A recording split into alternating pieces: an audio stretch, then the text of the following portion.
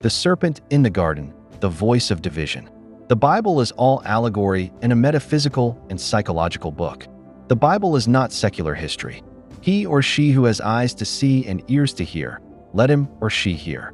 Esoteric and allegorical interpretation of the scriptures. Now the serpent was more crafty than any of the wild animals the Lord God had made. Genesis 3 verse 1, NIV.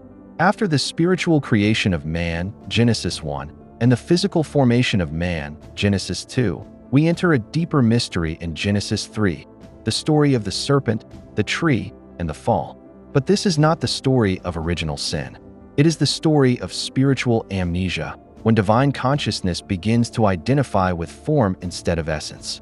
Let us decode the serpent, not as a literal snake, but as a symbol of thought, the inner whisper of doubt that divides the mind from the I am presence. Who, or what, is the serpent? Now the serpent was more crafty. Genesis 3 verse 1. The word serpent comes from the Hebrew ene with makron sh, which means to whisper, to enchant, or to hiss, a voice more than a creature. The serpent represents a state of mind, specifically, the part of you that causes separation between your God self, the image man, and your earthly self, the dust man. It is the voice of illusion, the subtle suggestion that you are less than divine. The serpent is the ego thought system. It whispers, you are not enough. God is outside of you. You need to do something to be like God. You are separate, powerless, and lacking. This voice divides your awareness. Forgetting the truth, I and the Father are one. John 10 verse 30. We are created in God's image and likeness. The fall is psychological. The voice of the serpent today. The serpent still speaks, but now it sounds like, you can't make it. You're not qualified. You're just human. You're not like those who are spiritual. You're not really God's image.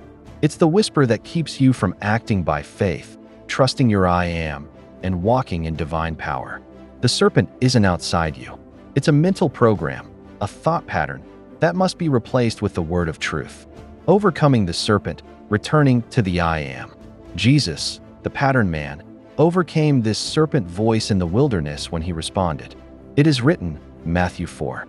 Affirmations to silence the serpent. I am not separate from God. I am one with the Creator within. I do not listen to the voice of lack or fear. I remember who I am, spirit, power, peace, and love. The serpent has no authority over my mind. I walk in truth. Revealed knowledge. The serpent is the illusion of separation. The serpent was never a literal snake.